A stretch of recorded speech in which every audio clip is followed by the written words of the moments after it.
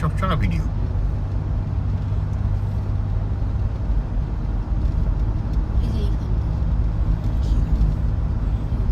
না না এখানে না, মহাকালে দেখেছি হাতি।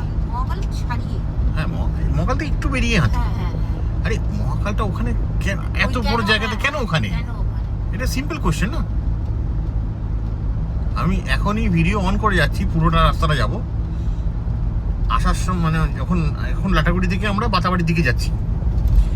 তা একটু আগে আমরা একটা এই চা খেতে যতক্ষণ সময় লাগে, আধা ঘন্টা ধরা যেতে পারে, আধা ঘন্টা আগে আমরা উল্টো রাস্তায় এসেছি, মানে বাতাবাড়ি থেকে লাটাগুড়ির দিকে এসেছি। 3টে বড়, একটা বাচ্চা হাতি রাস্তার উপরে। অসাধারণ ভিডিও পেয়েছি। যাই হোক, রাস্তা ক্রস করছিল, অসাধারণ ভিডিও পেয়েছি। যাই হোক, এনিওয়ে আমি এখন সেই জন্য পুরো রাস্তাটা, আমি লোকের অসুবিধা হচ্ছে জানি, কিন্তু কিছু করার নেই, হাইওয়ে তুলে আছি। যদি কিছু পাই মিস করবো না, কারণ এই জঙ্গলটা 14 কিলোমিটার।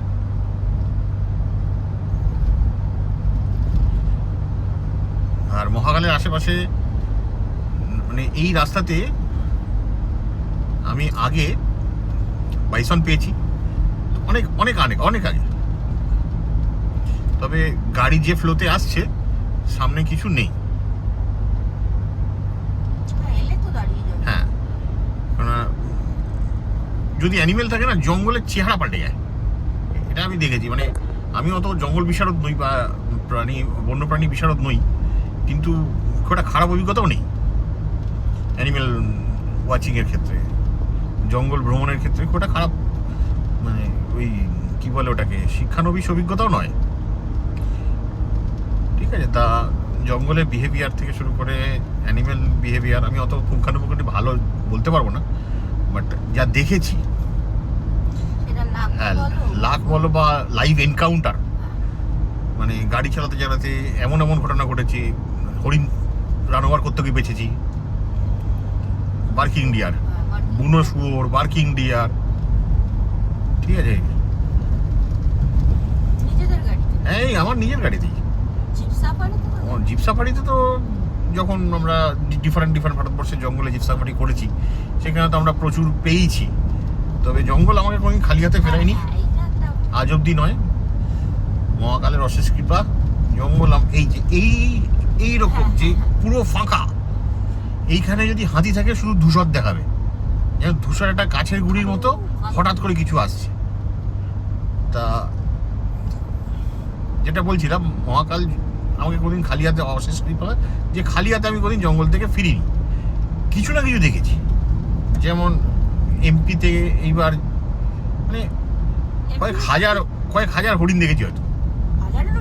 হ্যাঁ, এত হরিণ।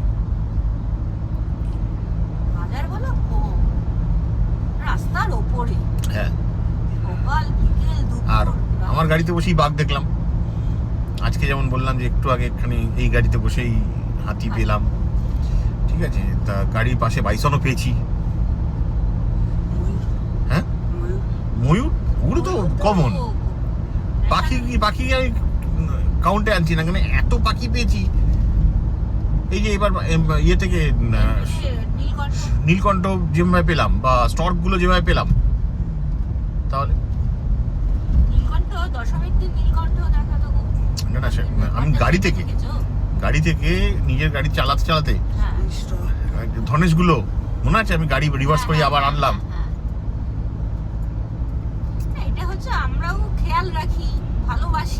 হ্যাঁ, মানে আস্তে আস্তে দেখতে দেখতে আমি এটা বলতে পারি চোখ তৈরি হয়ে যাবে।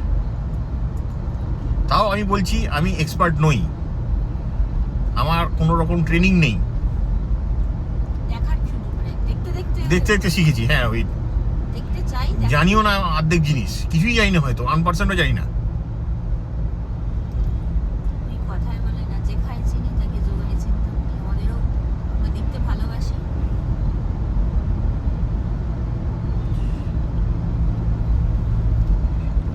চারিপাশে যে গাছ, মানে এইবার যে বর্ষা এতটাই হয়েছে, মানে এত ডিপ জঙ্গল এখন। দেখা না, অ্যানিমেল দেখা না দিলে আজকের ডেটে এই জঙ্গলে এই মারাত্মক ডেন্স এই মুহূর্তে। যাত্রা বছর চলে এলো না, মহাকাল চলে এলো। হ্যাঁ এইরকম জায়গায় আমরা হাতি দেখেছি। বাঁহাতে মহাকাল, এইখানে দেখেছি যে চিকমি চিক করছিল মহাকালে। এখানে কারণ আছে। জয় মহাকাল। ভিডিওটা খুলে দেখবি বাবা, ওখানে চিকমিক চিকমিক করছিল লাইটটা, মানে ওই মহাকাল অঞ্চলটাতেই খালি চিকমিক চিকমিক আছে গোটা হাইওয়েতে, আর কোথাও নেই। এনিওয়ে, যারা জঙ্গল বোঝে, ভালোবাসে, ঘোরে, তারা অনেক বেশি জানবে। আমরা লেম্যান, হ্যাঁ আমরা ওই শখে ঘুরি, ঘুরতে ভালোবাসি, কিন্তু হ্যাঁ আর 5 জনের থেকে বেশি ঘুরি। জঙ্গলকে ভালোবেসে ঘুরি, একই জঙ্গল অনেকবার। হ্যাঁ সে তো 100 বার, একই জঙ্গল আমরা বহুবার ঘুরেছি, তবুও আমাদের ভালো লাগে, কখনো পুরনো হয়নি।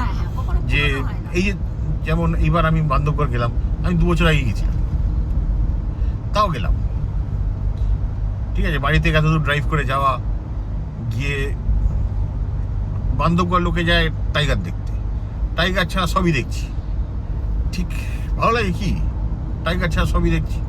তারপর টাইগারটা যখন দেখলাম অন্যভাবে, সে পয়সা দিয়ে যে সাফারি করেছি তাতে পাইনি, নিশ্চের সাফারিতে পেয়েছি। যাই হোক, যখন পেলাম তখন সে আলাদা, হ্যাঁ ওই অনুভূতিটা আলাদা। বান্ধবগড় মানুষ কেন এসছে?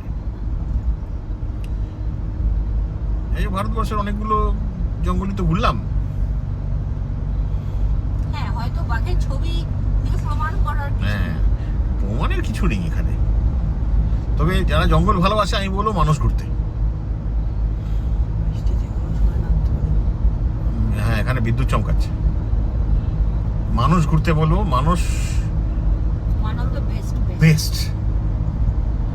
আর এই যে দেখো, এই যে ভেঙেছে হাতি, এই গাছপালা ভাঙা হয়েছে, বিভিন্ন জায়গায় বেরিয়েছে, আমরা একটা দেখতে পেয়েছি। হ্যাঁ জঙ্গল শেষ অলমোস্ট। 14 কিলোমিটার চলে আসছে। এই যাত্রাপ্রসাদে কাউন্টারটা আসবে, সেখানেই জঙ্গল শেষ হবে। যাত্রাপ্রসাদ থেকে বেরোনোর সময় বাইসনটা, হ্যাঁ বলছি তো, গেট থেকে 200 মিটার, বলছি তো অনেক এরকম জায়গাতে এই যত আশেপাশে গাছের গুড়ি ভাঙা, সবগুলো হাতি ক্রস হয়েছে বা বাইসন ক্রস হয়েছে। একা বাইসন দাঁড়িয়ে ছিল, তখন ঘুমাচ্ছিল, আবার বাদ এখন ঘুমাচ্ছিল। আমি এরকম সাইডে এরকম করে তাকিয়ে পেছন দেখছি, দাঁড়িয়ে আছে। ওইটাই তো লাইফ। তবে আমাদের সাথে থেকে